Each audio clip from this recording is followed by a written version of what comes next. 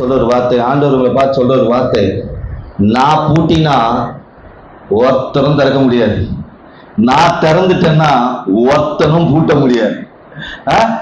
நான் திறந்துட்டேன்னா ஒருத்தனும் பூட்ட முடியாது, நான் பூட்டிட்டேன்னா ஒருத்தனும் திறக்க முடியாது. இந்த வார்த்தை எழுதி வச்சுக்கோங்க உங்க வாழ்க்கையில, உங்க வாழ்க்கையில எழுதி வச்சுக்கோங்க. சில விஷயங்கள் ஆண்டவர் என் வாழ்க்கையில திறக்க போறார். சில காரியங்களை என் வாழ்க்கையில உள்ள வர பூட்டிட்டா என்ன முடியும்? உள்ள வர முடியாது. ஏன் நைட்டு வீட்டை பூட்டிட்டு தூங்குறீங்க? பீரோவை பூட்டிட்டு வந்தீங்களா வரும்போது சர்ச்சுக்கு? ஏன்? உள்ள எது இருக்கா இல்லையா, துணி இனியாவது இருக்கட்டும், எவனா தூக்கின்னு போட்டு. அது போல் தாங்க சில காரியங்களை கடவுள் நம்மளை பூட்டி வைக்கிறாராம். ஏன்னா தேவையில்லாத உள்ள வந்துடக்கூடாது. சில காரியங்களை திறந்து வைக்கிறாராம். ஏன்னா தேவையானது உள்ள வரணும். கரெக்டா? எதுக்கு இப்ப கதவை திறந்து வச்சிருக்கோம்? காத்து உள்ள வரணும், வெளிச்சம் உள்ள வரணும். அது போல சில காரியங்களை கடவுள் திறந்து வைக்க போறாராம் நம்ம வாழ்க்கையில. சில காரியங்களை பூட்டி வைக்க போறாராம். இதுக்காக நம்ம எடுத்துக்கொள்ள போகிறதான வேத பகுதி வெளிப்படுத்தின விசேஷம் 3ஆம் அதிகாரம் 6 முதல் 8 வசனங்களை நாம தியானிப்போம். வெளிப்படுத்தல் 3ஆம் அதிகாரம் 6 முதல் 8 வசனங்கள். ஆவியானவர் சபைகளுக்கு சொல்லுகிறதை காதுள்ளவன் கேட்க கடவன் என்று எழுதுக. பிலதெல்பியா சபை தூதனுக்கு எழுத வேண்டியது என்னவென்றால், பரிசுத்தம் உள்ளவரும் சத்தியம் உள்ளவரும் தாவீதின் திறவுகோலை உடையவரும் ஒருவரும் பூட்டக்கூடாதபடி திறக்கிறவரும். வசனம் என்ன சொல்லுது? ஒருவரும் பூட்டக்கூடாதபடி திறக்கிறவரும் ஒருவரும் திறக்க கூடாதபடி பூட்டுகிறவரும். அடுத்த லைன் பாருங்க, சொல்லுகிறதாவது. இப்ப ஆண்டவர் உங்களை பார்த்து சொல்றாரு, ஒருவனும் நான் பூட்டிட்டேன்னா திறக்க முடியாதுப்பா, ஒருத்தரும் நான் திறந்துட்டா பூட்ட முடியாதுப்பா சொல்லிட்டு அடுத்த வசனம், உன் கிரியைகளை அறிந்திருக்கிறேன், உனக்கு கொஞ்சம் பலன் இருந்தும் நீ என் நாமத்தை மறுதலியாமல் என் வசனத்தை கை கொண்டபடினாலே இதோ திறந்த வாசலை உனக்கு முன்பாக வைக்கிறேன், அதை ஒருவனும் பூட்ட மாட்டான். உன் முன்னாடி நான் உன் வாழ்க்கையில ஒரு வாசலை திறந்துட்டேன்னா ஒருத்தனும் அதை பூட்ட மாட்டான். உன் வாழ்க்கையில நான் ஆரோக்கியத்தை திறந்துட்டேன்னா அதை ஒருத்தனாலையும் பூட்ட முடியாது. உன் வாழ்க்கையில ஒரு ஐஸ்வர்யத்தை நான் திறந்துட்டேன்னா ஒருத்தனும் உன்னை திறந்து ஆக்க முடியாது. ஆண்டவர் சொல்றாரு பாருங்க, நான் திறந்துட்டேன்னா உன் வாழ்க்கை மாறிடும். நான் பூட்டிட்டாலும் அதற்கு காரணம் இருக்கு. இன்னைக்கு அதை தான் தியானிக்க போகிறோம். அப்ப இன்னைக்கு கையில சாவி வச்சிருக்காராம். என்ன சாவி? பூட்டவும் திறக்கவும் ஒரு சாவி வச்சிருக்கிறார். இன்னைக்கு சாவி எது தெரியுமா? கடவுளுடைய வார்த்தை தான் நமக்கு சாவி.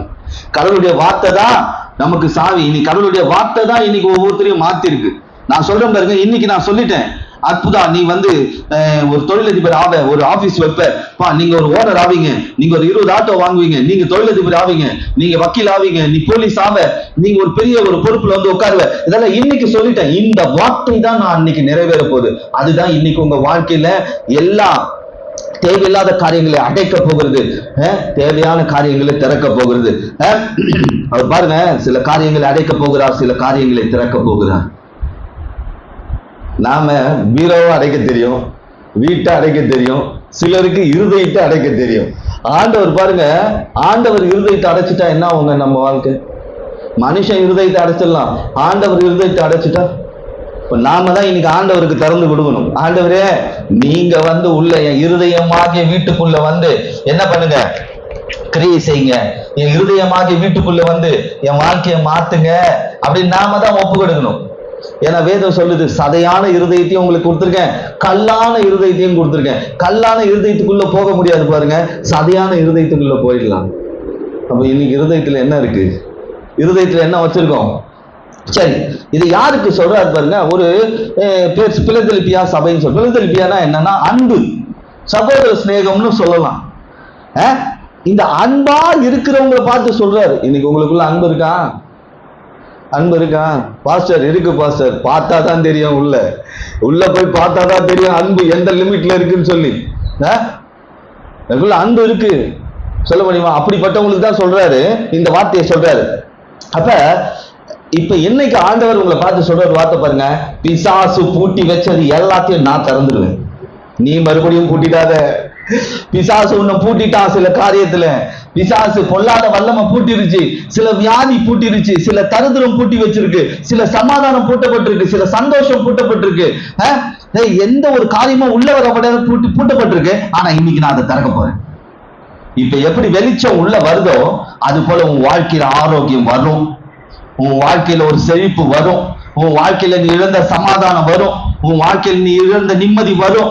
உன் வாழ்க்கையில நிறைய பேரை நீங்க இழந்திருக்கலாம். ஆனா சமாதானத்தை, சந்தோஷத்தை, நிம்மதியும் ஆரோக்கியம் இழந்துட்டா திருப்பி கிடைக்காதுங்க. நிறைய பேர் இழந்துடலாம், போயிடலாம், நம்ம அப்புறமா அவங்க கிட்ட பேசலாம், எல்லாம் ஓகே. ஆனா இதெல்லாம் போயிடுச்சுன்னா எப்படி வரும்? ஆண்டவர் தான் வர வைக்கணும். அதை வர வைக்கணும்னா நாம இருதயத்தை திறந்து வைக்கணும். இதை திறக்காம இதெல்லாம் உள்ள வராது. இப்போ பிருந்தா ஒரு சாட்சியா சொல்றா, பிருந்தா ஏன்னா இப்போ பிருந்தா தான் ட்ரெண்டுன்னு எப்படி சொல்ல, இப்போ ரொம்ப சப்ஸ்கிரைபர் அதிகமாக இருக்காங்க பிருந்தாக்கு. ஏன் நான் சொல்றேன் அப்படின்னா, பாருங்க, அந்த பிள்ளை வந்தோடனே ஃபர்ஸ்ட் என்ன நினைச்சிருக்கோம், ஆண்டவரே நீங்க என்ன சரி பண்ணிட்டா போதும். மனசு அப்படியே திறந்து கொடுத்தாச்சு. இனிமே எங்க அப்பா அம்மா இல்லை, டாக்டர் இல்லை, ஆண்டவரே நீங்க மட்டும்தான். அந்த காரியம் அந்த பிள்ளையோட வாழ்க்கையில ஒரு 3 மாசத்துல இவ்வளவு கிரியை செய்திருக்குன்னா இது உங்க கண்ணு முன்னாடி நடந்திருக்கு. அப்படி இருக்கும்போது இன்னைக்கு உங்க பின்னாடி நடக்க போற காரியங்களை நான் தரிசனமா சொல்றேன்னா அது நிச்சயமா நடக்கும். அது நிச்சயமா நடக்கும். இன்னைக்கு பிசாசு எதையெல்லாம் பூட்டி வச்சிருக்கான் கொஞ்சம் யோசிங்க. இன்னைக்கு ஆண்டவர்ல ஒப்பு கொடுப்போம். ஒரே நிமிஷம் கண்களை மூடி ஆண்டவரே எதையெல்லாம், எந்த ஆசீர்வாதம் என் குடும்பத்துல வராதபடி, எந்த ஆசீர்வாதம் என் வாழ்க்கையில வராதபடி, எந்த ஆசீர்வாதம் என் பிள்ளைகள் மேல் வராதபடி, எந்த ஒரு சூழ்நிலை சமாதானம் எனக்குள்ள வராதபடி, சந்தோஷம் எனக்குள்ள வராதபடி, ஆரோக்கியம் வராதபடி, பிசாசு பூட்டி வச்சிருக்கிற காரியங்கள் எல்லாத்தையும் இன்னைக்கு நீங்க ஆண்டவரே திறந்துருங்க. ஆண்டவரே எல்லாத்தையும் நீங்க திறந்துடுங்க. இதை மனிதனால திறக்க முடியாது, என்னால திறக்க முடியாது. ஆனா நீங்க திறந்தா யாராலையும் பூட்ட முடியாது. ஆண்டவருக்குள்ள ஒப்பு கொடுக்கும். அதுதான் ஆண்டவர் சொன்னார், திறவுகோலை நான் வைத்திருக்கேன். உங்க வாழ்க்கையில திறக்கிற காரியம். ஏன்னா இந்த திறவுகோல் இது எதை காமிக்குது அப்படின்னு பார்த்தோம்னா அவருடைய வல்லமையையும் அதிகாரத்தையும் காட்டுது. இப்ப ஆண்டவர் கையில ஒரு வல்லமை இருக்கு, ஒரு அதிகாரம் இருக்கு. அதை வச்சுதான் உங்க வாழ்க்கையில அவர் என்ன பண்ண போறார், சில காரியங்களை திறக்க போறார். ஆண்டவர் கையில என்ன இருக்கான், வல்லமை, அதிகாரம்ன்ற சாவி இருக்கு. அதை வச்சு என்ன பண்ணாரு உங்க வாழ்க்கையில. இப்போ பீரோ சாவி போட்டா பீரோ திறக்கும். பீரோ சாவியை தூக்கி பூட்டுல போட்டா பூட்டு திறக்குமா? கேட்டு பூட்டு திறக்காது. பாருங்க, ஒரு கதை சொல்றேன் பாருங்க உங்களுக்கு. ஒரு சுத்தி கேட்டுதான் சாவி கிட்ட, நான் ஒரே அடி அடிச்சா நீ உடஞ்சிருவேன். ஆனா இவ்வளவு பெரிய பூட்டை திறக்க என்னால முடியல. செம்ம அடி அடிக்க வேண்டியது. இந்த சாவியை ஒரு அடி அடிச்சா சாவி 2ஆ உடஞ்சிடும். ஆனா இவ்வளவு பெரிய பூட்டை உடைக்கிறதுக்கு எனக்கு ரொம்ப நேரம் ஆகுது. தலைமையிலேயே அடிக்க வேண்டியிருக்கு, டொம்முன்னு. ஆனா அதுக்கு சாவி பதில் சொல்லிச்சான், நீ தலையில அடிச்சிட்டு இருக்க, நான் இருதயத்தை திறந்துகிட்டு இருக்கேன். எப்படி? நான் இருதயத்தை திறந்துட்டு இருக்கேன். இன்னைக்கு அப்படிதான் கடவுள் நம்ம இருதயத்தை திறக்கணும். அதற்கான சாவிதான் அவருடைய வல்லமையும் அதிகாரமும். இன்னைக்கு அவர்கிட்ட வல்லமை, அதிகாரம்ன்ற சாவி இருக்குங்க. இதை போட்டாதான் எல்லாம் ஓப்பன் ஆயிடும். எல்லாமே ஓப்பன் ஆயிடும். உங்க வாழ்க்கையில எதெல்லாம் அடப்பட்டு இருக்கு நான் சொல்றேன் பாருங்க, விசுவாசிங்க. முதல்ல நீங்க உங்க இருதயத்தை திறந்து கொடுங்க. இருதயத்தை ஆண்டவருடைய வார்த்தையினால் நிரப்புங்க. சானா திறக்குங்க. நான் சொல்றேன் அடுத்த பாருங்க, கேட்கிற வார்த்தைகள்லாம் அப்படியே இருக்க போகுது.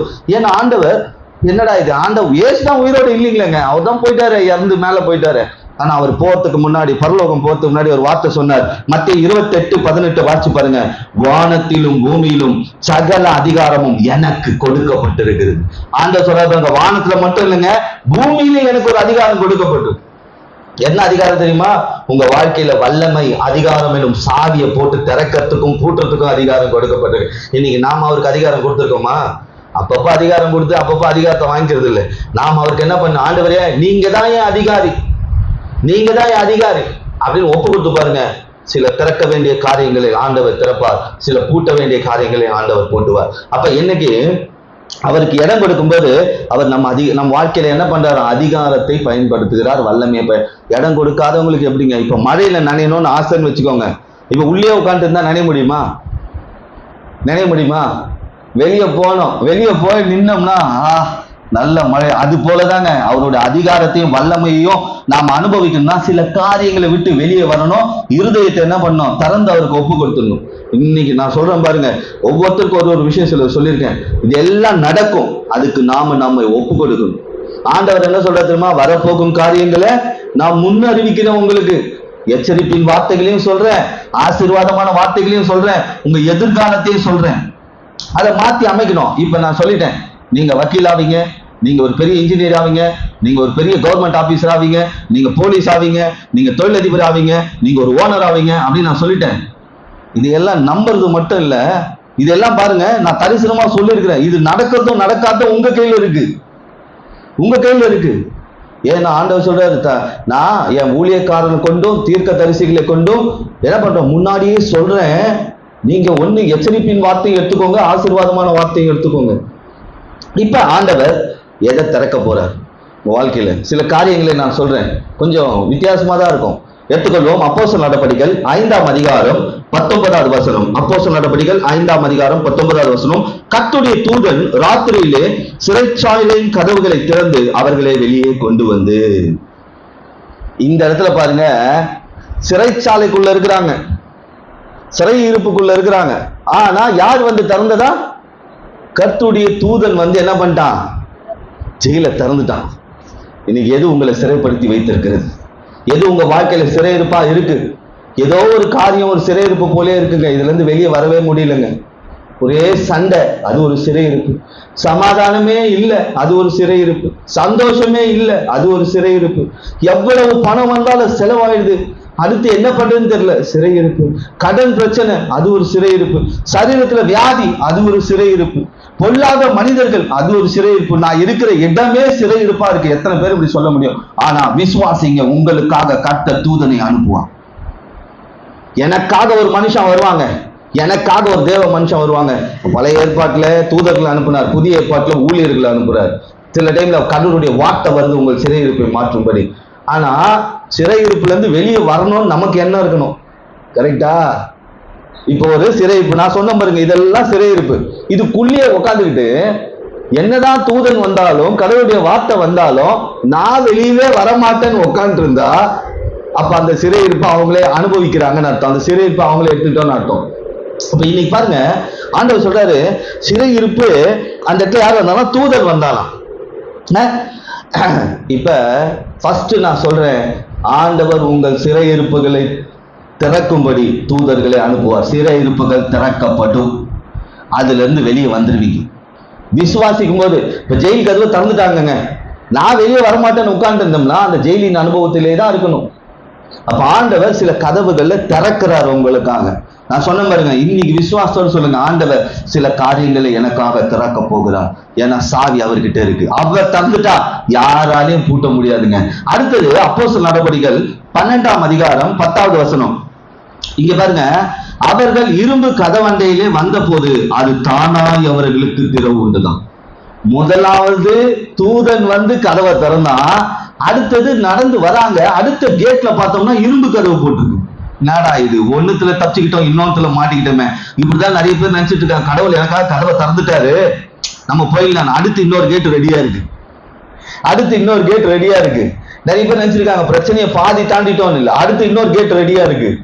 ஆனா பாருங்க, இங்க வந்த உடனே தானா திறக்குதான், தானா திறக்குது. இப்ப நீங்க சொல்லுங்க, ஆண்டவர் தூதனை கொண்டு திறப்பாரு, அடுத்தது தானா திறக்கும். ரிமோட் சிஸ்டம் அந்த காலத்திலேயே வேலை செஞ்சிருக்கு பாருங்க. இப்பதான் சென்சார் அது இதுன்னு, அப்பெல்லாம் போய் நின்ன உடனே, இப்பதான் போய் நின்ன உடனே டோர் திறக்கும். மால்ல எல்லாம் பாத்துருக்கீங்களா? பெரிய பெரிய இடத்துல எல்லாம் போனீங்கன்னா போய் நின்ன உடனே கதவு தானா திறக்கும். இன்னைக்கு ஆண்டவர் சொல்றாரு பாருங்க, நான் உனக்கான ஒரு மனுஷனை அனுப்புவேன், உனக்கான ஒரு தேவ மனுஷன் வருவான், கடவுளுடைய வார்த்தை வரும், அவன் உன் கதவை திறந்து விட்டுருவான். அப்படிதான் ஊழியக்காரங்க என்ன பண்றாங்க, சிறையிருப்புல இருக்கிற மனுஷங்களுக்காக ஜெபம் பண்ணி அவங்க சிறையிருப்பை மாத்துறாங்க. ஆனா ஒரு சிலர் சிறையிருப்புல இருந்து வெளியே வந்துடுறாங்க, ஒரு சிலர் சிறையிருப்புக்குள்ளேயே உட்காந்துடுறாங்க. இப்ப முதல் கதவு ஆண்டவர் தூதனை கொண்டு திறந்தார். ரெண்டாவது பாருங்க, உங்க விசுவாசம் சரியா இருக்கும்போது தானா திறக்கும். இப்ப எழுதி வச்சுக்கோங்க, கதவை ஆண்டவர் திறப்பா, ரெண்டாவது கதவு தானா திறக்கும். உங்க வாழ்க்கையில சிறை இருப்புன்ற கதவு தானா திறக்குமா? தானா திறக்கணும்னா இயேசு நம்ம கூட இருக்கணும். ரிமோட் இருந்தா தானே கதவு திறக்கும், கரெக்டா? சாவி இருந்தா தான் கதவு திறக்கும். அது தானா திறக்குதான், யாருமே வரல. கொஞ்சம் யோசிச்சு பாருங்க, யாருமே வரல, தானா திறக்குதான். அப்படின்னா பாருங்க, இயேசு நம்ம கூட இருக்கும்போது உங்க அடைக்கப்பட்ட சூழ்நிலை தானா திறக்கும். இப்ப நீங்க சொல்லணும், தானா திறக்கும். எப்படி சிறையிருப்பானன்றதையே பார்த்துட்டு இருக்கீங்க நிறைய பேர். அதான் பிரச்சனை. என் வாழ்க்கையில நான் மாட்டிக்கிட்டேன், என் வாழ்க்கையில இப்படி ஆயிடுச்சு, என் வாழ்க்கை இப்படி தானா அப்படியா தானா. கடவுள் கதவை திறக்கும் போது என்ன பண்ணிடணும், அதுல இருந்து வெளியே வரதை பார்க்கணும். ஆனா இப்ப சிறையிருப்பு தான். ஆனா ஆண்டவர் சொல்ற, அது சீக்கிரத்துல உனக்கான தூதன் வருவான். சில தூதர்களை ஏற்கனவே ஆயத்தம் பண்ணிட்டார் ஆண்டவர், அவங்க வந்து திறந்து விடுவாங்க. அடுத்தது பாருங்க, நீங்க இதை நம்பும் போது கதவுகள் தானா திறக்கும். நல்ல ஞாபகம் வச்சுக்கோங்க, ஃபர்ஸ்ட் சிறையிருப்பின் கதவை ஆண்டவர் திறந்தார், உங்க விசுவாசத்துக்கு நீங்க இடம் கொடுக்கும் பொழுது கதவுகள் தானா திறக்கும். மூணாவது, அப்போஸ்தலர் நடபடிகள் 16ஆம் அதிகாரம் 26ஆம் வசனம். அப்போஸ்தலர் நடபடிகள் 16ஆம் அதிகாரம் 26வது வசனம். சடுதியிலே சிறைச்சாலையில் அஸ்திபாரங்கள் அசையும்படியாக பூமி மிகவும் அதிர்ந்தது, உடனே கதவுகள் எல்லாம் திறவுண்டது, எல்லோருடைய கட்டுகளும் கலண்டு போயிட்டு. இன்னைக்கு நான் சொல்றேன் பாருங்க, சில கதவுகளை ஆண்டவர் தேவ தூதர்களை கொண்டு, தேவ ஊழியர்களை கொண்டு திறப்பார். சில கதவுகள் தானாய் திறக்கும், சில கதவுகளை அசைத்து திறக்க போகிறார். சில கதவுகளை அசைக்க போறாருங்க ஆண்டவர், திறக்க முடியாது. இப்ப கூட இந்த டோர் கொஞ்சம் சரியில்லை, கீழ்பக்கம் அந்த சிமெண்ட்னால என்ன பண்ண முடியல, சர்ச்சு கதவு சரியா திறக்க முடியல, அசைத்து அசைத்து திறந்துட்டு இருக்கும் பாருங்க. அது போல திறக்க முடியலன்னா கூட அசைவு உண்டாகும். நான் சொல்றேன், விசுவாசிங்க, உங்க வாழ்க்கையில கதவை ஆண்டவர் திறக்க போகிறார். ஒரு கதவை ஆண்டவர் திறக்க போகிறார், தேவ தூதர்களை கொண்டு, ஊழியர்களை கொண்டு. அடுத்த கதவு தானா திறக்கும். மூணாவது, கதவை அசைய போதுங்க. உங்க வாழ்க்கையில தடையா, உங்களுக்கும் ஆசீர்வாதத்துக்கும் தடையா இருக்கிற கதவு என்ன ஆக போகுது, அசைக்க போகுது. அசைக்க போறார் ஆண்டவர். என்ன செய்ய போறார், உங்கள் வாழ்க்கையில தடையா இருக்கிற கதவுகளை அசைக்க போகிறார். விசுவாசிகள், முதல்ல ஆண்டவர் எனக்காக ஒரு ஊழியன் அனுப்புவார், ஒரு தூதன் அனுப்புவார் கதவை திறக்க. அவன் திறக்கும் போதே வெளியே வந்துட்டோம்னா அடுத்த கதவு தானா திறக்கும். சில கதவை திறக்க முடியலன்னு ஆண்டவர் சொல்ற. இந்த இடத்துல பாருங்க, சடுதியிலே சிறைச்சாலையின் அஸ்திபாரங்கள் அசையும்படியாய் மிகவும் அசைய ஆரம்பிச்சுட்டாரு. 2 பேர் உள்ள இருக்கிறாங்க, சிறையிருப்புல இருக்கிறாங்க. நான் ஏற்கனவே சொன்னேன் இல்லையா, எதெல்லாம் சிறையிருப்பு உங்க வாழ்க்கையில, அப்படி சிறையிருப்புக்குள்ள இருக்கிறாங்க. இப்ப நீங்க நினைச்சுக்கோங்க, உங்க வாழ்க்கையில எது சிறையிருப்புன்னு மனசுல நினைச்சுக்கோங்க. இதுல இருந்து நான் வெளியே வந்துட்டா நல்லதுன்னு நினைச்சுக்கோங்க. ஏதோ ஒருத்தர மாட்டிட்டு இருக்காங்க, வெளியே வந்துட்டா நல்லது, வெளியே வந்துட்டா நான் தப்பிச்சுப்பேன், என் குடும்பம் தப்பிச்சுக்கும், என் பிள்ளைங்க தப்பிச்சுக்கும், என் எதிர்காலம் தப்பிச்சுக்கும். ஆண்டவர் சொன்னார், முதல்ல ஒரு தேவ மனுஷனை அனுப்புவேன், கதவை திறப்பேன். அடுத்தது கதவு தானா திறக்குங்க, ரிமோட் சிஸ்டம் மாதிரி நான் உங்களோட இருக்கும்போது. மூணாவது, நான் அசைப்பேன். உங்கள் அசைக்கிற காரியங்களை ஆண்டவர் அசைத்து தள்ளுவார். இப்ப உங்களுக்கு தான் தெரியும் எந்தெந்த கதவுலாம் அடைக்கப்பட்டிருக்கு. எனக்கு எப்படி தெரியுங்க, ஒவ்வொரு வீட்டுல எத்தனை கதவு இருக்கு, எத்தனை பீரோ இருக்கு, எத்தனை லாக்கர் இருக்கு, அது சாவிலாம் எங்க இருக்கு, எனக்கு எங்க தெரியும், உங்களுக்கு தான் தெரியும். ஆனா ஒரு சில காரியங்களை கருத்து சொல்றாருன்னு வச்சுக்கோங்க, இவங்க வாழ்க்கையில இதெல்லாம் அடைக்கப்பட்டிருக்கு, இவங்க வாழ்க்கையில இதெல்லாம் சிறையிருப்பா இருக்கு அப்படின்னு ஆண்டவர் சொல்றாரு. இருந்தாலும் இன்னைக்கு எந்த கதவு அடைக்கப்பட்டிருக்குன்னு உங்களுக்கு தெரியும், தெரியுமா தெரியாதா? அப்ப இன்னைக்கு ஆண்டவர் கதவை திறக்க போகிறார். அந்த கதவு என்ன ஆக போகுது, முதல்ல கடவுள் தன்னுடைய ஊழியரை அனுப்பி கதவை திறப்பார். அடுத்தது, உங்க விசுவாசம் சரியா இருக்கும் பட்சத்துல அடுத்த கதவு வந்தாலும் சரி, அது தானாய் திறக்கும். அடுத்தது, திறக்கவே முடியாத கதவுகளை அசைச்சு திறத்துருவார். ஒரு அசைவு உண்டாகும். நீங்க இந்த செய்திய நான் என்னுடைய சொந்தமா சொல்லல, பைபிள்ல இருந்து சொல்றேன். ஒரு அசைவை உண்டு பண்ணி திறப்பார். சரி, இப்ப திறந்துட்டாருங்க. இப்ப அடுத்தது ஆண்டவர் சொல்றார், நான் உன் வாழ்க்கையில பூட்ட போறேன், உன் வாழ்க்கையில ஒரு சில காரியங்களை பூட்ட போறேன், உன் வாழ்க்கையில திறக்க வேண்டிய காரியத்தை நான் திறந்துட்டேன், உன்னை திறந்துட்டேன், இப்ப உன்னை வச்சு பூட்ட போறேன்பா. உன்னை வச்சு என்ன பண்ண போறேன், பூட்ட போறேன். என்னங்க ஆண்டவரே, இப்பதான் திறந்து விட்டீங்க, மறுபடியும் பூட்ட போறீங்களா? இப்பதான் வெளியே ரிலீஸ் ஆயிருக்கேன், மறுபடியுமா பூட்டு? இந்த பூட்டு நல்லதுங்க. இந்த பூட்டை போடலன்னு வச்சுக்கோங்க, இப்ப பீரோ கதவு எல்லாத்தையும் திறந்து விட்டு சர்ச்சுக்கு வந்துட்டீங்கன்னா என்ன ஆகும், என்ன ஆகும்? பார்த்துனே இருமா, எவ்வளவோ பேர் சுத்தின்னு இருக்கான், பார்த்து எந்த வீட்டு உள்ள பூரலாமோ, பிசாசு எவனை விழுங்கலாமோ என்று வகை தேடி அலைகிறான். அவன் நேரா வீட்டு உள்ள வந்துடுவான். டேய், கதவும் திறந்துருக்கு, பீரோவும் திறந்துருக்குடா. அப்படிதான் நிறைய பேர் என்ன பண்றாங்க, கதவை திறந்து வச்சுட்டு பிசாசுக்கு இடம் கொடுத்துடுறாங்க. நான் ஏற்கனவே ஒரு கதை சொல்லியிருக்கேன். கையில கருவாடை வச்சுன்னு பூனையை போனா போகுமா? போவாது. எப்படி போவோம்? கருவாட்டு வாசனை கையில இருக்க. அது போலதான் சில கதவுகள் ஆண்டவர் பூட்டி வைக்கணுங்க. அப்பதாங்க தேவையில்லாத விஷயம் உள்ள வராது, தேவையில்லாத வல்லமை உள்ள வராது, தேவையில்லாத ஆவி உள்ள வராது, தேவையில்லாத கிரியைகள் உள்ள வராது. இப்ப எடுத்துக்கொள்வோம், சில கதவுகளை ஆண்டவர் பூட்ட போடுகிற சில நேரங்கள்ல நம்மளை பூட்டி வைக்கிறார். பூட்டி வைக்கிறதும் நல்லது, திறந்து வைக்கிறதும் நல்லது.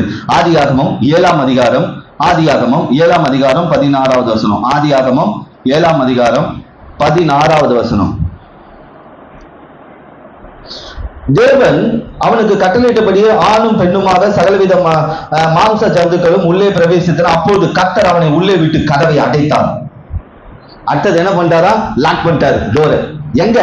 நோவா கிட்ட சொல்றாரு, நோவா நோவா, ஒரு பெரிய வெள்ளம் வரப்போகுது, என்ன வரப்போகுது? ஒரு பெரிய வெள்ளம் வரப்போகுது. அந்த வெள்ளத்துல நீயும் உன் பிள்ளைங்க உன் குடும்பம் அழிய போகுது. இப்படி யாராவது சொன்னா என்ன பண்ணுவீங்க? ஏய், யாரை பார்த்து என்ன சொல்ற? இன்னைக்கு அப்படிதான் தரிசனம் சொன்னாவே பயமா இருக்கு. உங்க குடும்பத்து மேல இப்படி ஒரு காரியம் இருக்கு, உங்க வாழ்க்கையில இப்படிப்பட்ட ஒரு சூழ்நிலை இருக்கு, தப்பித்துக் கொள்ளுங்க, ஒரு பெரிய அழிவு வரப்போகுது அப்படி சொன்னா, ஆமா பெரிய இவரு சொல்லிட்டாரு, அழிவு வரும்போது தான் தெரியும். ஆனா நோவா பாருங்க, அப்படியே எடுத்துக்கிட்டாங்க. ஒரு பெரிய அழிவு வரப்போகுது உன் குடும்பத்து மேல, ஒரு பெரிய வெள்ளம் வரப்போகுது, ஒரு பெரிய போட்டை செய், ஒரு பேழையை செய், பேழையை செய் அப்படின்னு ஆண்டவர் எல்லாத்தையும் சொல்லிட்டார். அழிவு வரட்டும்னு அங்க சொன்னா, நோவா சொன்னா, பெரிய அழிவு வரப்போகுதுப்பா, எல்லாரும் போட்டுக்குள்ள வந்துருங்க வந்துருங்க. ஏய் போடா வேலையை பார்த்துன்னு பைத்தியக்கார பையில, நீ சொல்லிட்டு போயிட்ட. எங்களை பொறுத்த வரைக்கும் அன்னைக்கு சாப்பிட்டோமா, தூங்கணுமா, ஏஞ்சோமா, எங்க வேலையை பார்த்தோமான்னு இருப்போம். அழிவு வந்தா வரட்டும், பரவாயில்ல, அப்படிதான் அழிவு வந்தா வரட்டுமே அப்படின்னு நிறைய பேர் இருந்தாங்க நோவாவின் காலத்துல. நான் யாரையும் சொல்ல, நோவாவின் காலத்துல. ஆனா நோவா கட்ட சொன்ன வார்த்தையை பிடிச்சுக்கிட்டான். பெரிய அழிவு வரப்போது, நான் பேழையை செய்ய போறேன் செஞ்சுட்டு நோவாவையும் அவன் குடும்பத்தையும் அந்த பேழைக்குள்ள அடைச்சிட்டாருங்க. அடைச்சிட்டு என்ன பண்ணிட்டாரு? கதவை லாக் பண்ணிட்டாரு. முதல்ல கதவை திறந்தாரு, இப்ப லாக் பண்ணிட்டாரு. சில நேரங்கள்ல நம்ம ஆண்டவர் பூட்டி வைக்கிறார். எதுக்கு தெரியுமா? பாதுகாக்கும்படி. பாதுகாக்கும்படி. அவன் சொன்ன வார்த்தையை அப்படியே எடுத்துக்கிட்டான் பாருங்க, எடுத்துக்கிட்டான். அப்ப இந்த நோவாவின் காலத்துல பாருங்க, பெரிய வெள்ளம் வந்தது. பெரிய வெள்ளம் வந்து எல்லாரும் கிளம்பிட்டாங்க. தரிசனத்தை நம்பாதவங்க, கடவுளுடைய வார்த்தவங்க எல்லாம் என்ன பண்ணிட்டாங்க? வாரின்னு போயிட்டாங்க. நோவா மட்டும் மிதக்கிறான் அப்படியே ஜாலியா. எப்படி? கப்பல்ல தாளாட்டுது கப்பல் நோவாவை. கப்பல் என்ன பண்ணுதான்? நோவாவையும் நோவாவுடைய குடும்பத்தையும் பாதுகாக்குதுங்க. பூட்டது நல்லதா? நல்லது இல்லையா? இப்ப ஆண்டவர் பூட்டி வைக்கலன்னா என்ன வந்திருக்கோம்? வெளியே இருக்கிற தண்ணி எல்லாம் பேழைக்குள்ள வந்திருக்கும், அவன் குடும்பம் பாழா போயிட்டு இருக்கும். கரெக்டா? ஆண்டவர் பூட்டி வச்சுட்டாரு பேழைக்குள்ள. ஏன் தெரியுமா? நோவாவும் அவன் குடும்பமும் அவனுக்கு உண்டான எல்லா விதமும் பாதுகாக்கப்பட வேணும்னு ஆண்டவருக்கு திட்டம். இன்னைக்கு ஆண்டவர் ஒரு சில காரியங்களை உங்க வாழ்க்கையில பூட்டி வைக்கிறாருன்னா, பொல்லாத வல்லமை உங்க வாழ்க்கையில வரக்கூடாதபடி, பொல்லாத சத்ரு வர முடியாதபடி, இனி வியாதி வர முடியாதபடி, தரித்திரம் வர முடியாதபடி, சாபம் வர முடியாதபடி, பொல்லாத மனுஷங்களே வராதபடி சில நேரத்துல பூட்டி வச்சுடுவார் கடவுள். நம்ம கேள்வி வரும், ஏன் ஆண்டவரே இவங்களை விட்டு பிரிச்சிங்க? இவங்க வந்தா உங்க வீடு விளங்காது. ஏன் ஆண்டவரே இவங்க கிட்ட இருந்து என்ன ஒதுக்கி வச்சிங்க? இவங்க வந்தாங்கன்னா உன்னை பார்த்து பொறாமப்படுவான், பரவாயில்லையா? ஏன் ஆண்டவரே என்ன இப்படி வேறு பிரிச்சு வச்சிருக்கீங்க? நீ வேறு பிரிச்சது நல்லது, ஏன்னா நீ தான் பாதுகாக்கப்பட போற. இப்ப எதுவும் உள்ள வராதபடி பூட்டுறாராம் பாருங்க. இந்த பேழை எதை காமிக்க தெரியுமா? இன்னைக்கு இதுதான் பேழை. எதற்கு உட்கார்ந்து இருக்கீங்க பாருங்க, இதுதான் கடவுளுடைய ஆலயம் தான் பேழை. அதுக்குள்ள இருக்கிற வார்த்தை தான் உங்களை பாதுகாக்குது. இன்னைக்கு இந்த பேழைக்குள்ள இருக்கிற நீங்க, கடவுளுடைய வார்த்தைக்குள்ள இருக்கிற நீங்க, அவருக்கு கீழ்ப்படுகிற நீங்க கட்டாயமா பாதுகாக்கப்படுவீங்க.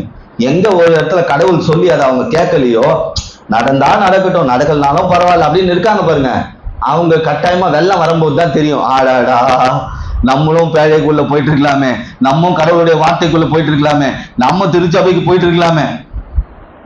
பாருங்க, இப்ப இந்த பேழையில வச்சு என்ன பண்றாரு ஆண்டவர்? பாதுகாக்கிறார். அப்ப நாம பாதுகாக்கப்படணும்னா நம்ம குறித்த தரிசனம் இருக்கணும், நம்மை குறித்த வார்த்தை இருக்கணும், நமக்கு ஒரு திருச்சபை இருக்கணும். அதுதான் நம்ம என்ன செய்யுது? பாதுகாக்குது. இப்ப ஆண்டவர் முதலாவது என்ன பண்ணாரு? கதவை தூதனை கொண்டு திறந்தார். சொல்லுங்க, எனக்கான தூதன் வருவான், எனக்கான தேவ ஊழியர் வருவாங்க, என் வாழ்க்கையில பூட்டிட்டு சிறையிருப்புல இருக்கிறேன், என்னை விடுதலை ஆக்கிடுவாங்க, எனக்கு நடந்த காரியத்துல இருந்து ஒரு விடுதலை வந்துடும். அடுத்தது, என் விசுவாசம் சரியா இருந்தா என்ன பண்ணும்? கதவு தானா திறக்கும். என் சிறையிருப்பு கதவு தானா திறக்கும். மூணாவது, திறக்க முடியாத ஆண்டவர் அசைச்சு திறந்துருவாங்க, அசைவை உண்டு பண்ணி திறப்பார். அடுத்தது என்ன செய்ய போறார்? உங்களை பூட்டி வைக்க போறார். எதுல வச்சு? கடவுளுடைய வார்த்தைக்குள்ள, அவருடைய திருச்சபைக்குள்ள. ஏன்னா தேவையில்லாத விஷயம்லாம் உங்க குடும்பத்தை வந்து அழிச்சிடக்கூடாது. அன்னைக்கு தண்ணி பேழைக்குள்ள வந்துருந்தா என்ன இருக்கும்? ஜலசமாதி தான். அப்ப சுத்தி வல்லமைங்க, சுத்தி அழிக்கிற வல்லமை இருக்கு. நோவா குடும்பம் மட்டும் நடுவுல இருக்கு. நோவாவுடைய வாழ்க்கை கொஞ்சம் யோசிச்சு பாருங்களேன். உங்க வாழ்க்கை ஒரு நிமிஷம் கண்மூடி யோசிச்சு பாருங்க. உங்களை சுத்தி என்ன இருக்குங்க? உங்களை சுத்தி எல்லாமே நல்லதா இருக்கா? உங்களை சுத்தி எல்லாமே ஆசீர்வாதமா இருக்கா? உங்களை சுத்தி எல்லாமே சமாதானத்துக்கு ஏதுவாவே இருக்கா? அது மத்தியில் தான் நீங்க இருக்கிறீங்க, அது மத்தியில் தான் இருக்கிறீங்க. எது எப்ப உள்ள பூர்வம் சொல்ல முடியாது. ஆனா நோவாவை அடைத்தது யாரு? நோவாவை பேழைக்குள்ள வச்சு அடைச்சது யாரு? ஆண்டவர் அடைச்சாரு. ஆண்டவர் பூட்டிட்டா யாரால் திறக்க முடியுமா? நோவாவாலே திறக்க முடியாது. ஆண்டவர் திறக்கவும் செய்யறாரு, பூட்டவும் செய்யறாரு. பாருங்க, இதெல்லாம் ஏன் செய்யறாரு தெரியுமா? இதெல்லாம் ஏங்க எனக்கு செய்யணும்? அவர் ஏன் வாழ்க்கையில திறக்கணும்? அவர் ஏன் என் வாழ்க்கையில பூட்டணும்? அதுதான் நம்ம வாசிச்சோம் வெளிப்படுத்தல் 3:8. உன் கிரியைகளை அறிந்திருக்கிறேன். உங்க கிரியை என்னன்னு அவருக்கு தெரியும். சொன்னேன் இருந்தாக்கு ஜனவரிக்குள்ள கிறிஸ்துமஸ்க்குள்ள வாழ்க்கையில ஒரு பெரிய மாதல் வரும். அதை நீ பார்ப்ப, அதை நீ கேட்ப, உன்னை மற்றவங்க பார்ப்பாங்க. நான் அதை சொன்னேன், உன்னை மற்றவங்க பார்க்குற மாதிரி ஒரு காரியத்தை கர்த்தர் கொண்டு வருவார் அப்படி சொன்னேன். இப்போ அதுக்கான மாறுதல் நடக்குதுன்னா காரியம் கிரியை. நம்ம கிரியை எப்படியோ அப்படியே பலன். அந்த பிள்ளையோட கிரியை என்ன?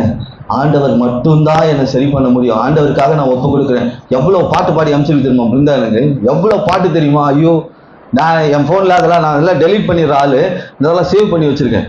காரணம் என்னன்னா, இந்த பிள்ளைக்கு எதுவுமே தெரியல, ஆனா ஒன்னே ஒண்ணு தெரிஞ்சிருக்கு. நான் இயேசுவை பாடினா, இயேசுவை மகிமைப்படுத்தினா, இயேசுவை உயர்த்தினா என் வாழ்க்கையே மாறிடும்ன்ற ஒரு சின்ன பிள்ளைக்குள்ள இவ்வளவு பெரிய விஷயம் இருக்கு. அது ரொம்ப ஒரு பெரிய ஒரு மனசுக்குள்ள ஒரு பெரிய, அது போல ஒவ்வொருத்தரும் நாம ஆண்டவருக்காக கிரியை செய்யறோம் பாத்தீங்களா? அதுக்கு தாங்க உங்க வாழ்க்கையில திறந்தும் விடுறாரு, பூட்டவும் செய்யறேன். நம்ம ஆண்டவருக்காக என்ன செய்துட்டு இருக்கோம்? உள்ள ஒண்ணு வச்சுக்கிட்டு வெளியே ஒண்ணு செஞ்சுட்டு இருக்கோமா? நான் அடிக்கடி சொல்லுவேன், உள்ள ஏதோ காரியத்தை வச்சுக்கிட்டு வெளியே நீங்க பாட்டு பாடினாலும் சரி, ஜெபம் பண்ணாலும் சரி, உள்ள கிரியை சரியா இருக்கணுங்க. பூடவும் திறக்குவோம். இங்க கிரியை சரியா இருந்ததுன்னா ஆண்டவர் சில காரியங்களை பூட்டியும் வைப்பார், சில காரியங்களை திறந்து வைப்பார்.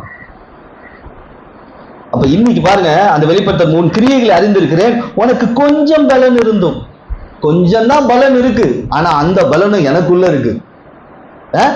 என்கிட்ட கொஞ்சம் தான் காசு இருக்கு, ஆனா நான் அதை கடவுளுக்கு கொடுக்கணும்ன்ற எண்ணம் இருக்கு.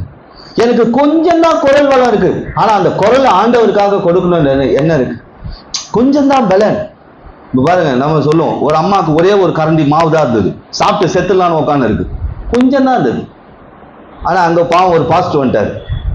பாஸ்ட் வந்தோடனே அந்த அம்மா என்ன பண்ணாங்க? நானே ஒன்னு தான் இருக்கு, இதை சாப்பிட்டு செத்துலான்னு இருக்கேன், நீங்க எனக்கு தோசை சுடுங்கன்றீங்களேன்னு. பாருங்க, பரவாயில்லைங்க, நான் பட்னியில செத்தாலும் பரவாயில்ல, ஊழியர் நீங்க வந்திருக்கிறீங்க, நான் உங்களுக்காக கொடுத்த 10 நிமிஷத்துல இருந்து சொன்னா அவங்க லைஃப் டைமுக்கு தோசை மாவு கம்மி ஆகல. லைஃப் டைம் தோசை மாவு மட்டும் இல்லைங்க, தோசை சொல்றதுக்கான எண்ணெயும் கம்மி ஆகல. பாருங்க, கொஞ்சம் தான் இருக்கு, ஆனா நான் கடவுளுக்கு என்ன கொடுக்குறேன். நான் சொல்றேன் பாருங்க, இன்னைக்கு நிறைய வார்த்தைகள் சொல்லியிருக்கேன். இந்த வார்த்தையை பிடிச்சிட்டு நீங்க ஒவ்வொருத்தரும் ஜெபம் பண்ணி, என்ன குறித்து ஆண்டவர் இப்படி சொல்லியிருக்கிறாருங்க, இது நிச்சயம் நடக்குங்க. என்னை குறித்து எச்சரிப்பின் வார்த்தையும் சொல்லி இருக்கிறாரு, அதுவும் நடக்கும். ஆனா அதை மாத்துறது ஆண்டவர் கையில இருக்கு. அதை மாத்துறது ஆண்டவர் கையில இருக்கு. எசேக்கியா தீர்க்கதரிசி கிட்ட ஒரு ஊழியக்காரன் போய் சொன்னா, என்ன சொன்னா? ஏய், சீக்கிரமா செத்துருவோப்பா. என்ன சொன்னா? சீக்கிரமா செத்துருவோப்பா, அதனால உன் சொத்து பத்தி எல்லாம் உன் பிள்ளைங்களுக்கு எல்லாம் கொடுத்துரு, என்னென்ன சரி பண்ணுமோ சரி பண்ணிடு, கொஞ்சம் தான் டைம் இருக்கு உனக்கு, கர்த்தர் சொல்றாருப்பான்னு சொல்லி சொல்லிட்டான். அவன் ஓன்னு அழ ஆரம்பிச்சிட்டான், ஆண்டவரே இப்படி சொல்லாமா நீங்க, நான் செத்துருவேன். டேய், சாவு குறித்து உனக்கு எச்சரிப்பின் வார்த்தையை சொன்ன எனக்கு அந்த சாவை மாத்த தெரியாதா? மாத்திட்டாரு, அவன் வாழ்க்கையை மாத்திட்டாரு, அவன் சாவியை மாத்திட்டாரு. சில டைம்ல எச்சரிப்பின் வார்த்தைகளும் வரும், அதையும் எடுத்துக்கணும். நம்ம எச்சரிப்பு ஆசீர்வாதமா சொன்னா, ஆமென் கர்த்தர் நல்லவர், ஐயோ இன்னைக்கு நான் சபைக்கு போனேன், கர்த்தர் நீ ஆசீர்வாதமாகவே இருப்பாய் மகளே மகனே அப்படின்ட்டாரு. பாருங்க, ஆண்டவர் அந்த மாதிரி நீங்க கேட்டீங்கன்னு வச்சுக்கோங்க, அது நல்லதுதான். ஆனா கொஞ்சம் நமக்கு அது சுகர் மாதிரி ரொம்ப எடுத்துக்கிட்டோம்னு வச்சுக்கோங்க, அப்புறம் என்ன ஆகும்? சுகர் பேஷண்ட்டுக்கு எல்லாம் அந்த சிம்டம் எனக்கு தெரியல, சுகர் அதிகமாச்சுன்னா என்ன ஆகும்? திடீர்னு தலை சுத்தம், கால் கையெல்லாம் மத்து போயிடும், அதுக்கப்புறம் என்ன ஆகும்? தலை சுத்தி கீழே வந்துருவாங்க. கொஞ்சம் பாவக்காய் ஜூஸும் எடுத்துக்கணும், அதுதான் கட்டளை போல. அப்ப இன்னைக்கு விசுவாசிங்க, ஆண்டவர் என் வாழ்க்கையில என் சிறையிருப்பை திறக்க போறார். ஒரு தேவ மனுஷன் வருவான், திறப்பான். அடுத்தது என் விசுவாசத்துல கதவு தானா திறக்கும். அடுத்தது திறக்க முடியாத கதவுகளை கர்த்தர் அசைக்க போகிறான். அடுத்தது என்ன கூட்ட போறாருங்க வச்சு சந்தோஷங்க. உலகமே அழிஞ்சாலும் நான் அழியவே மாட்டேன். ஏன்? என்ன பேழைக்குள்ள, திருச்சபைக்குள்ள, அவருடைய வார்த்தைக்குள்ள, அவருடைய வல்லமைக்குள்ள வச்சு பூட்டி வச்சிருக்காருங்க. ஏன்னா என் கிரியை அவருக்கு தெரியும். எனக்கு கொஞ்சம் பலன் தான் இருக்கு, ஆனா நான் அந்த பலனையும் இயேசுவுக்கு கொடுத்துட்டேன். அடுத்து சொல்றாரு பாருங்க, அதே வெளிப்படுத்தல் 3:8, என் வசனத்தை கை கொண்டபடினால் இதோ திறந்த வாசலை உனக்கு முன்பாக வைத்திருக்கிறேன், அதை ஒருவனும் பூட்ட மாட்டான். வசனத்தை கை கொள்றது அடுத்தது. இப்போ வார்த்தைகள் நான் சொல்லியிருக்கேன் பாருங்க, டிசம்பர் மாசம் 4 வாரம் ஞாயிற்றுக்கிழமை சபையை மிஸ் பண்ணவே பண்ணாதீங்க, பிரேயர் மிஸ் பண்ணவே பண்ணாதீங்க. நீங்க இந்த வாட்டி ஒப்பு கொடுத்துருங்க, ஆண்டவரே இந்த ஞாயிற்றுக்கிழமை எது இருந்தாலும் சரி, இன்னி என் மேல ஒரு வாக்கு தத்தம் இருக்கு, அந்த வாக்கு தத்தம் பலிக்க நான் என் பேழைக்குள்ள இருக்கணும், என் திருச்சபைக்குள்ள இருக்கணும், அவருடைய வார்த்தைக்குள்ள இருக்கணும். ஒப்பு கொடுத்து பாருங்க, ஒரு வாசலை திறக்க போகிறார். இப்ப ஆண்டவர் உங்க சிறையிருப்பின் கதவை திறந்தார். சில பிரச்சனைகள் உங்க வாழ்க்கையில் வரக்கூடாதுன்னு உங்களை வச்சு பூட்டினார். அவர் பூட்டினது நல்லது திறந்து சொல்லுங்க, எதெல்லாம் சிறை இருப்பு உங்க வாழ்க்கையில. இப்போ ஒரு நிமிஷம் மனசில் நினைச்சுக்கோங்க, அதெல்லாம் நோட் பண்ணி வச்சுக்கோங்க, கடைசியா ஜெபம் பண்ணும். இதெல்லாம் சிறை இருப்பு. ஃபர்ஸ்டே சொல்லிட்டு, வியாதி ஒரு சிறை இருப்பு, கடன் ஒரு சிறை இருப்பு, பொல்லாத மனிதர்கள் மத்தியில வாழ்ற வாழ்க்கை அது ஒரு சிறை இருப்பு, தருத்திரம் ஒரு சிறை இருப்பு, சாபம் ஒரு சிறை இருப்பு, சமாதானமின்மை அது சிறை இருப்பு, சந்தோஷம் இல்லாத இடம் சிறை இருப்பு. இந்த சிறை இருப்புக்குள்ள நீங்க இருக்கிறீங்கன்னா ஆண்டவர் சொன்னார், ஒரு தேவ மனுஷன் வருவான், கதவை திறந்து விடுவான். திறந்து விடும்போதே வெளியே வந்துடணும். வெளியே வந்துட்டு அடுத்த கதவு ரெடியா இருக்கு. நிறைய பேர் என்ன நினைச்சுக்கிறான், பிரச்சனை தீர்ந்துச்சுப்பா, நம்ம பிரச்சனை முடிஞ்சிச்சுப்பா, கதவு திறந்துச்சு, அடுத்த கதவு ரெடியா இருக்குங்க. இரும்பு கதவா அது. அது எங்க திறக்க போகுது தெரியுமா? விசுவாசம். நமக்குள்ள விசுவாசம் தான் அது தானா திறக்கும். சில கதவு வருஷ கணக்கா பூட்டி கிடக்குது. எப்படி சிலருக்கு சிறை இருப்பு எப்படி இருக்கு, வருஷ கணக்கா அந்த கதவை பூட்டியே திறக்க முடியாது, ஒண்ணு முடியும், அசைவே வச்சிருவார். அடுத்தது கதவு வச்சு பூட்டுறாரு. எதுல வச்சு பூட்டுறாரு? பேழைக்குள்ள. நோவாவின் குடும்பத்தை எந்த வல்லமையும் காலி பண்ணிட முடியாதபடி, எந்த அலை அடிச்சோ நோவாவோட பிள்ளைகளும் சாகக்கூடாதுன்றதுக்கு ஆண்டவர் திருச்சபை என்னும் பேழைக்குள்ள அவருடைய வார்த்தைக்குள்ள வச்சு என்ன பண்றாரு? பாதுகாக்கிறார். இப்ப சொல்றாரு, இதெல்லாம் ஏன் தெரியுமா செய்யறேன்? உன் கிரியைக்காக. நீ உன்கிட்ட இருக்கிற பலன்ல எனக்கு கொடுத்தியே, என் வார்த்தையை கேட்டியே, உனக்குரியது எனக்குரியது ஆண்டவரேன்னு சொல்லி ஒப்பு கொடுத்துட்டீங்களே, அதனால என் வசனத்தை நீ கை கொண்டியே, அதனால இப்ப நான் உனக்கு சில திறந்த வாசலை வைக்க போறேன். இப்ப ஆண்டவர் பேசுறாரு பாருங்க. ஆண்டவர் வாசலை திறந்தா என்ன வரப்போகுது உங்க வாழ்க்கையில்? முதல்ல ஜெயில இருந்து வெளியே கொண்டு வந்துட்டாருங்க, சிறை இருப்புல இருந்து. அடுத்தது தேவையில்லாத விஷயம் நம்மள சாகச்சிடக்கூடாதுன்னு சொல்லி பூட்டி வைக்கிறாருங்க. இப்ப திறந்த வாசலை வைக்க போறாராம். என்ன திறந்த வாசலை வைக்க போகிறார்? வெளிப்படுத்தல் 4ஆம் அதிகாரம் முதல் வசனத்தை வாசிச்சு பாருங்க. வெளிப்படுத்தல் 4ஆம் அதிகாரம் முதல் வசனம். இவைகளுக்கு பின்பு இதோ பரலோகத்தில் திறக்கப்பட்டிருந்த ஒரு வாசலை கண்டேன். இங்க பாருங்க, யோவானை கொண்டு போய் ஆளே இல்லாத தீவுல போட்டாங்க. பத்மு தீவுல ஆளே இல்லாத இடம். நம்ம அப்படிதான் நினைப்போம், ஆண்டவரே எல்லாரையும் ஏன் ஆண்டவரே என்கிட்ட இருந்து பிரிச்சிட்டீங்க? எல்லாம் எதுக்கு தெரியுமாப்பா? ஒரு திறந்த வாசலை உனக்கு காட்டதான். ஏன் ஆண்டவரே என்ன தனிமைப்படுத்திட்டீங்க? ஒரு திறந்த வாசலை காட்டதான். ஏன் ஆண்டவரே எல்லாரும் சாப்பிட்டு சந்தோஷமா இருக்காங்களே, நான் பரதேசி மாதிரி சுத்திட்டு இருக்கிறேன், ஒரு திறந்த வாசலை காட்டதான். பாருங்க, திறந்த வாசலை கண்டேன். முன்னே எக்கால சத்தம் போல என்னோட பேசி நான் கேட்டுக்கொண்டிருந்த சத்தமான, இங்கே ஏறி வா, இவைகளுக்கு பின் சம்பவிக்க வேண்டியவைகளை உனக்கு காண்பிப்பேன் என்று விளங்கின. பாருங்க, ஆண்டவர் ஒரு மனுஷனுடைய வாழ்க்கையில வாசலை திறக்கிறார்னா அவன் இயேசுவை பார்க்க போறான்னு அர்த்தம், இயேசுவின் மகிமையை பார்க்க போறான்னு அர்த்தம், இயேசுவின் வல்லமையை பார்க்க போறான்னு அர்த்தம். நான் சொல்றேன், உங்களுக்கு நீங்க தனிமைப்படுத்தப்பட்டிருக்கீங்க, ஒதுக்கப்பட்டிருக்கீங்க, என்ன வேணா இருக்கட்டும், நீங்க உங்க கிரியை சரியா இருந்தா, நீங்க கர்த்தருடைய வார்த்தையுடைய வசனத்துக்கு சரியா செவி கொடுத்து அதுபடி நடந்தீங்கன்னா, எனக்கு கொஞ்சம் தான் இருக்கு, நான் கர்த்தருக்கு கொடுக்க வேண்டியதை சரியா கொடுப்பேன்ற ஒரு எண்ணத்தோட நீங்க இருக்கும்போது உங்களுக்கு இயேசுவையே பார்க்கிற ஒரு வாசல் திறக்கப்படும். தேவ தரிசனங்களை காண்பீர்கள். அவன் பாக்குறான் பாருங்க, இந்த தரிசனத்தை பாக்குறான், இயேசுவை பாக்குறான், பரலோகத்தின் அனுபவத்தையே பாக்குறான். இது எத்தனை பேருக்கு கிடைக்கும்? கண்ணை முன்னா இயேசு வராருங்க என் கண்ணு முன்னாடி, கண்ணை முன்னா எனக்கு பரலோகம் தெரிதுங்க. எத்தனை பேர் சொல்ல முடியும்?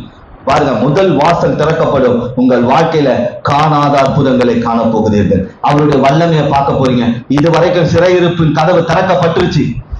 சிறையிருப்பு கதவு திறக்கப்பட்டுச்சு. பொல்லாத வல்லமைகள் உங்க வாழ்க்கையில் வர முடியாதபடி சில கதவுகளை கடவுள் பூட்டி வச்சார். உங்க கிரியைக்கு தக்கதாகவும், உங்கள் விசுவாசத்துக்கு தக்கதாகவும், உங்களுடைய பலனுக்கு தக்கதாகவும் நீங்க உண்மையா இருந்ததுனால உங்களுக்கு ஒரு வாசலை திறக்க போகிறார். இயேசுவையே பார்க்க போறீங்க, அவர் தரிசனத்தை பார்க்க போறீங்க. அப்ப நமக்கு வாசலை திறக்கிறார் என்றால் தரிசனங்களை காண்பீர்கள். இரண்டாவது காரியத்தை பாருங்க, 1 கொரிந்தியர் 16ஆம் அதிகாரம் 9வது வசனம். 1 கொரிந்தியர் 16ஆம் அதிகாரம் 9வது வசனத்தை வாசிப்போம். ஏனெனில் இங்கே பெரிதும் அனுகூலமான கதவு எனக்கு திறக்கப்பட்டிருக்கிறது, விரோதம் செய்கிறவர்களும் அநேகர் இருக்கிறார்கள். நான் சொல்றேன், உங்களுக்கு விரோதம் செய்கிறவர்கள் மத்தியில உங்களுக்கு ஒரு அனுகூலமான கதவு திறக்கப்படும். உங்களை சுத்தி விரோதிகள் இருக்கட்டும்ங்க. என் வாழ்க்கையில, என் குடும்பத்துல, என்னை சுத்தி, என் பக்கத்து வீட்டுல, எதிர் வீட்டு, எங்க வேணா, எப்படி வேணா இருக்கட்டும் விரோதிகள். ஆனா ஆண்டவர் சொல்றார், உனக்கு ஒரு அனுகூலமான கதவை நான் திறப்பேன். உனக்கு நான் அனுகூலமான கதவை திறப்பேன். எல்லா கதவும் மூடி இருக்கு, இல்ல ஆண்டவர் திறப்பேன், நான் திறப்பேன். அனுகூலமான கதவு, அனுகூலமான கதவு திறப்பேன். யார் சொல்றது தெரியுமா? பவுல் எபேசு பட்டணத்தை குறித்து பேசுறார். பவுல் எபேசு பட்டணத்துக்கு போறாரு, அங்க கடவுளுடைய வார்த்தையை பேசணும், நிறைய அனுபவங்கள் இருக்கு, அங்க திறக்கப்படணும். அந்த இடத்துல சொல்றாரு, என்னை சுத்தி யார் இருக்காங்க? விரோதம் செய்கிறவர்கள் அநேகர் இருக்கிறார்கள்.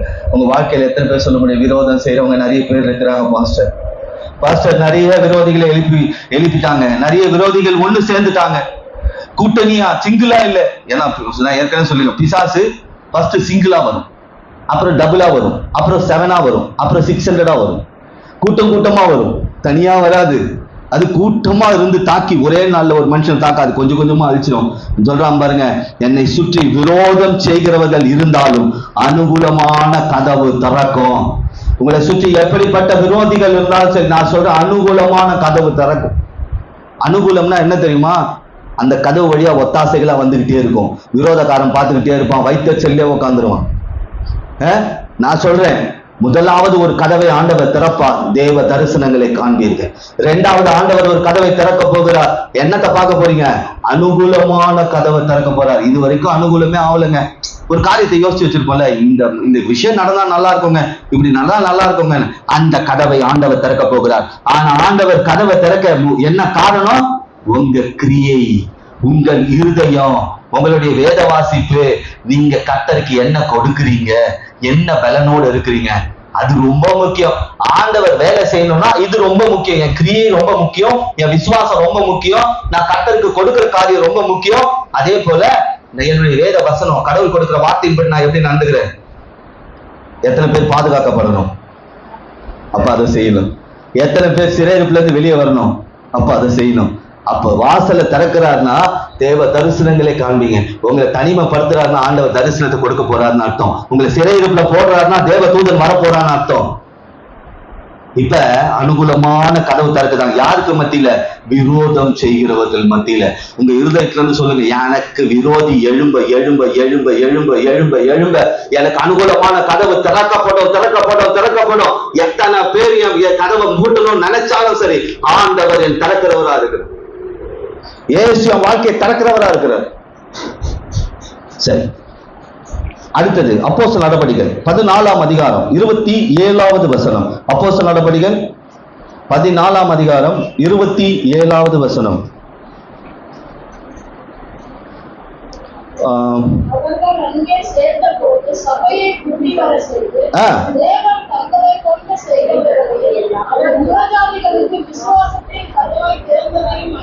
அடுத்தது பாருங்க, விசுவாசத்தின் கதவை ஆண்டவர் திறக்கிறார். விசுவாசத்தின் கதவு. இப்ப பாருங்க, விசுவாசத்தின் கதவை ஆண்டவர் திறக்கிறாராம். ஃபர்ஸ்ட் தேவ தரிசனம் இருக்கிற கதவை திறக்கிறாரு, ரெண்டாவது அனுகூலமான கதவை திறக்கிறாரு, விசுவாசிக்கு சில வாசல் கதவை திறக்கிறாராம். நீங்க எல்லாம் விசுவாசிகள் தானே, இயேசு விசுவாசிக்கிறீங்களே, அப்ப உங்களுக்காக ஒரு கதவு திறக்கப்படும் போது, உங்களுக்காக கதவு திறக்கப்படும். இப்ப பாருங்க, இந்த வார்த்தையை பாருங்க, இந்த பவுலும் பர்னாபாவும் சொல்றாங்க. பவுல் ஊழியக்காரன் சொல்றான், இந்த விசுவாசி கதவு திறந்துருச்சு அப்படின்னு சொல்லி. ஏன் இதை சொன்னா தெரியுமா? இதுக்கு முன்னாடி ஒரு சம்பவம் நடக்குது. இப்ப நான் உங்களை பார்த்து, சிவா பிரதர் உங்களுக்கு கதவு திறக்கிறார், டேனியல் பிரதர் உங்களுக்கு ஒரு கதவு திறக்கிறார், இந்த சிஸ்டர் பேர் எனக்கு தெரியல, சரி ஓகே, கனகா சிஸ்டர், ஓகே, அவங்களுக்கு ஒரு கதவை திறக்கிறார் அப்படின்னு நான் சொல்றேன்னா, அதுக்கு முன்னாடி ஒரு சம்பவம் நடக்குது. இதுக்கு முன்னாடி எனக்கு தெரிஞ்ச ஒரு சம்பவம் நடக்குது. இவர் வாழ்க்கையில ஒரு சம்பவம், அவர் வாழ்க்கையில ஒரு சம்பவம், இவங்க வாழ்க்கையில ஒரு சம்பவம் நடக்குது. என்ன நடக்குதுன்னா, அதே அப்போஸ்தலர் நடபடிகள் 14ஆம் அதிகாரம் 7, 8, 9, 10 வசனங்களை பொறுமையா வாசிப்போம். அங்கே சுவிசேஷத்தை பிரசங்கம் பண்ண இவ்வாறு. இப்ப நான் சொல்றேன் இல்லையா, கடவுளுடைய வார்த்தையை, அந்த மாதிரி நான் என்ன பண்றேன், கர்த்தர் உன் சிறையிருப்பை திறப்பார், கர்த்தர் தூதனை அனுப்புவார், ஊழியரை அனுப்புவார், கர்த்தர் பூட்டி வைப்பார், கர்த்தர் உங்களுக்கு அனுகூலமான கதவை திறப்பார், தேவ தரிசனம். இந்த மாதிரி ஒருத்தன் பேசினுக்கிறாங்க, என்ன மாதிரி ஒருத்தன் கத்தி கிடக்குறான். எப்படி? என்ன மாதிரி ஒருத்தன் என்ன பண்றான், அங்க பேசின்னு இருக்கான்.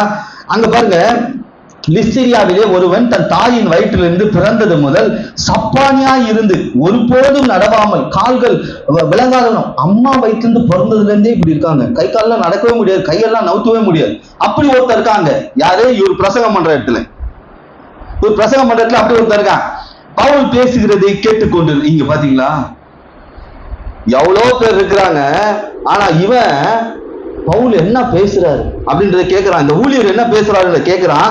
அவனை பவுல் உற்று பார்த்தான். இவன் கவனிச்சிட்டான், ஏய் இங்க இவ்வளவு பேர் இருக்கிறாங்க, ஆனா நம்ம வார்த்தைய இவங்க ரொம்ப உற்று கவனிக்கிறாங்கன்றது. இப்ப ஊழியக்காரனுடைய பார்வை எங்க போயிடுச்சு? ஊழியக்காரனோட பார்வை எங்க போயிடுச்சு? அந்த விசுவாசி மேல போயிடுச்சு. 100 பேர் இருந்தாலும் இவன் ரொம்ப கூர்ந்து கவனிக்கிறான்டா. ஒரு டைம் இருந்தாலும் நம்மளே பார்த்தது இல்ல, என்ன நம்ம என்ன பேசணும் ஃபாதர் அப்படியே கூர்ந்து அப்படியே கவனிச்சுட்டே இருக்கும். அவன் ஏன் பார்வை எங்க போச்சு? ஏன் பார்வை அங்க போனவன்னு அந்த பார்வை அங்க வந்துருச்சு, இயேசுவின் பார்வை. இந்த ஊழியக்காரனுடைய பார்வை எங்க போச்சு? பாதிக்கப்பட்ட ஆளு மேல போயிடுச்சு. ஏன்னா அவன் பேசுறத கரெக்டா கேட்கிறான். விட்டுப்பா அவனை பவுல் விட்டு பார்த்து ரட்சிப்பு கேட்கிற விசுவாசம் அவனுக்குள் உண்டு என்று கண்டு. இப்ப பாத்துட்டாங்க இந்த ஊழியக்காரன் என்ன பார்த்துட்டான், இவனுக்குள்ள என்ன கதவு என்ன இருக்கு, விசுவாசம் இருக்குன்னு கண்டு நீ எழுந்து கால் ஒன்றி நிமிர்ந்து நில் என்று உரத்த சத்தத்தோட சொன்னான். உடனே அவன் குதித்தெழுந்து நடந்தான். அவ்வளவு பேர் மத்தியில் அவன் பார்த்தான் பாருங்க, இந்த பிள்ளைய வார்த்தையை கூர்ந்து கவனிக்குது, இவங்களுக்குள்ள விசுவாசம் இருக்கு. இயேசுவின் நாமத்தினால நீ அம்மா வைத்திருந்து கை கால் இல்லாம பிறந்திருந்தா கூட பரவாயில்லடா, ஏந்து நில்லு. இன்னைக்கு நான் சொல்றேன், ஆண்டவர் அப்படி ஒரு சூழ்நிலையை உங்க வாழ்க்கையில இந்த சத்தியத்தை கேட்டுட்டு இருக்கீங்க பாத்தீங்களா? இது வரைக்கும் நடக்காது, சாத்தியம் கிடையாது.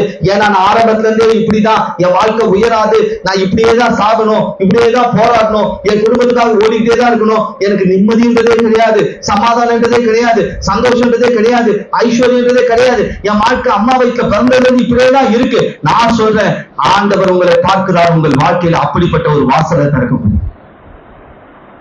நீ விசுவாசிங்க. அம்மா வயிற்றுல இருந்து பிறந்ததுல இருந்தே கஷ்டம் தாங்க, உலகத்துல நான் வந்ததுல இருந்தே கஷ்டம் தாங்க. பவுல் இந்த நேரத்தில் தான் சொன்னாரு, விசுவாசத்தின் கதவுகள் திறக்கப்பட்டது. பவுல் இதைதான் கேட்கிறார் பாருங்க. இந்த விசுவாச கதவு திறக்கப்படுது. திறந்த உடனே என்ன ஆச்சு? அம்மா வயிற்றுல இருந்து ஒண்ணுமே இல்லாத பிறந்தவனுடைய வாழ்க்கையில ஒரு அற்புதத்தை செய்ய முடியும்னா, விசுவாசிகளாக உங்கள் வாழ்க்கையில இந்த வார்த்தையை கேட்டுக்கொண்டிருக்கிற உங்கள் வாழ்க்கையில இயேசு அற்புதத்தையும் அடையாளத்தையும் செய்து காண்பிப்பார். உங்க விசுவாச கதவை திறந்து வைங்க. அவிசுவாச கதவை லாக் பண்ணி ஆணி வச்சு கூட முடிக்கிடுங்க. அவிசுவாசம்ன்ற கதவு திறக்க கூடாது. விசுவாசம்ன்ற கதவை நான் திறக்கும் பொழுது என் வாழ்க்கையில் அற்புதம் நடக்கும், அதிசயம் நடக்கும், அடையாளங்கள் நடக்கும். இதுவரைக்கும் காணாததை காண்பேன். அவன் பண்ண ஒரே வேலை என்ன தெரியுமா?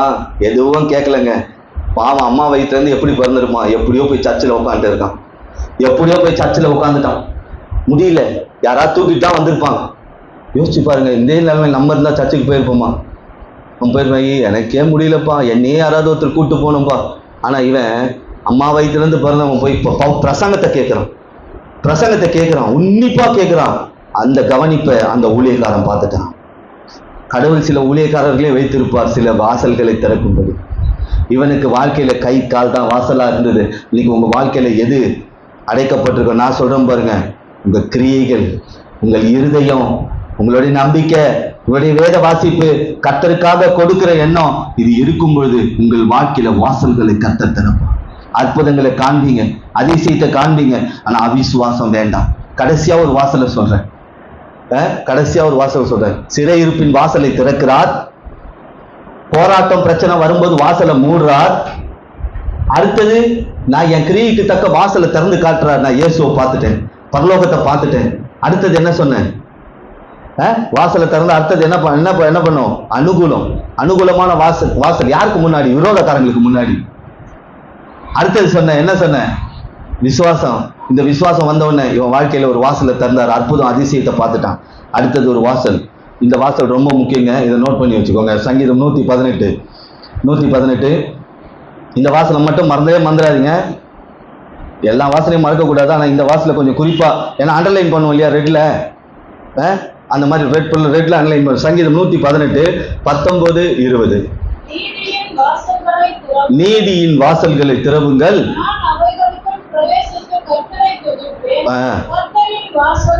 போதும்.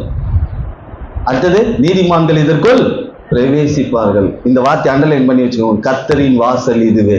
இந்த கர்த்தரின் வாசல் எங்க இருக்கு? நம்ம சர்ச்சுக்கு பேரே அதுதான். என்ன பேரு? கர்த்தரின் வாசல் இதுவே. அப்ப கடைசியா ஆண்டவர் உங்களுக்கு சபையை திறந்து வச்சிருக்காங்க. கர்த்தரின் வாசல்னு ஒரு பேர் எனக்கு கொடுத்து ஆண்டவரை தரிசனமா காட்டி ஒரு சபையை இந்த பேர்ல உருவாக்குப்பா. இந்த இந்த இங்கிலீஷ்ல போட்டிருக்கோங்க, gate of the lord ministries சொல்லு. ஆனா கேலண்டர்ல பாருங்க, கர்த்தரின் வாசல் ஊழியங்கள். இப்ப இந்த வாசலை நான் உங்களுக்காக தான் திறந்து வச்சிருக்கிறேன். கர்த்தரின் வாசல், அதுதான் இயேசுவின் வீடு. உங்களுக்காக கடைசியா ஒரு வீடு திறந்து, இந்த வாசலுக்குள்ள வாங்க, இதற்குள் பிரவேசிப்பார் நீதிமான்கள், இதற்குள் பிரவேசிப்பார்கள். அப்ப நீதிமான்கள் இந்த வாசலுக்குள் பிரவேசிப்பார்கள். நீதிமான்கள் யாரு? வந்து உட்காந்து சத்தியத்தை கேட்குறீங்க பாருங்க, நீங்க தான் நீதிமான். இங்க உட்காந்து துதியை கேட்டீங்க பாத்தீங்களா, துதிச்சிங்க பாத்தீங்களா, நீங்க தான் நீதிமான். இயேசு ஆராதிச்சிங்க பாத்தீங்களா, நீங்க தான் நீதிமான். அப்ப நீதிமான் என்ன பண்ணுவான்? இயேசுவை மகிமைப்படுத்துவான். துக்கப்படுத்துவானா? துக்கப்படுத்த மாட்டான். அது போலதான் இன்னைக்கு இயேசு பூட்ட வேண்டியதை பூட்டுவாரு, திறக்க வேண்டியதை திறப்பாரு. இன்னைக்கு உங்க வாழ்க்கையில் எதெல்லாம் பூட்டப்பட்டிருக்கு, எதெல்லாம் திறக்கப்படணும், கண்களை மூடி முடிந்தவர்கள் எழுந்து நின்று ஜெயிப்போம். இன்னைக்கு ஆண்டவர்கிட்ட ஒப்பு கொடுப்போம். ஆண்டவரே, சில மனிதர்கள் என்னை பூட்டி வச்சிருக்காங்க, சில பொல்லாத வல்லமைகள் என்னை பூட்டி வச்சிருக்கு, சில வியாதி என்னை பூட்டி வச்சிருக்கு, சில தரித்திரம் என்னை பூட்டி வச்சிருக்கு, சில கடன் என்னை பூட்டி வச்சிருக்கு. நான் வெளியே வர முடியுமா? நான் வெளியே வர முடியுமா? உங்கள் இருதயத்துல வெளியே வர வேண்டும் என்ற எண்ணம் இருக்கும் பொழுது ஆண்டவர் இந்த நாள்ல சொன்ன ஒரு வார்த்தை, உன் சிறை இருப்ப நான் திறப்பேன். ஒரு தேவ மனிதனை கொண்டு உன் சிறை இருப்ப திறப்பேன். உன் விசுவாசம் சரியா இருக்கும் பட்சத்துல அடுத்த கதவு தானா திறக்கும். உன்னால திறக்க முடியாத கதவுகளை நான் அசைவை உண்டு பண்ணி திறக்க போகிறேன். ஒரு அசைவை உண்டு பண்ணுவேன். உன் சிறை இருப்ப மாற்ற ஒரு அசைவையை உண்டு பண்ணுவேன். அதான் ஒரு சில காரியங்களை உன்னை வச்சு நான் பூட்ட போறேன். ஏன்னா உலகத்தின் வல்லமை, உலகத்தின் பிரச்சனைகள், தேவையில்லாத கிரியைகள் உன் குடும்பத்தையும் உன்னையும் தாக்க கூடாது என்பதற்காக ஒரு பேழைக்குள் வச்சு பூட்ட போற. அந்த பேழை தான் தேவ சபை, கர்த்தருடைய வார்த்தை, அவருடைய அன்பு. இதெல்லாம் நான் ஏன் உனக்கு செய்யணும் தெரியுமா?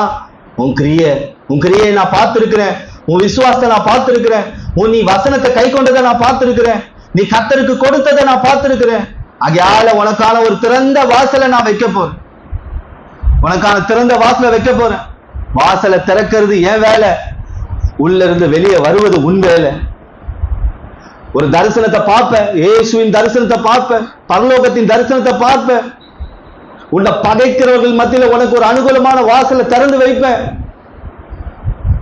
உன் விசுவாசத்தை நீ உறுதிப்படுத்து. அற்புதம், அடையாளங்களும் அதிசயங்களும் என் வாசலை உன் வாழ்க்கையில நான் திறப்பேன்.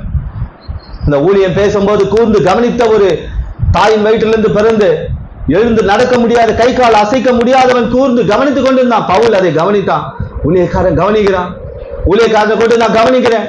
உன் வாழ்க்கையில் அற்புதத்தை அடையாளத்தை செய்யும்படி உனக்கு ஒரு வாசலை திறந்து வச்சிருக்கிறேன். கர்த்தரின் வாசல் உனக்காக திறந்து வைக்கப்பட்ட இந்த சபை, இந்த வாசலுக்கு வந்திருக்கிறேன். நீ நீதிமான், கர்த்தரை துதிக்கிற, புகழ, ஆராதிக்கிற, கர்த்தர் மகிமைப்படுத்துவார். உனக்காக வாசல்களை திறக்க ஒரு ஆயத்தமா இருக்கிறார்.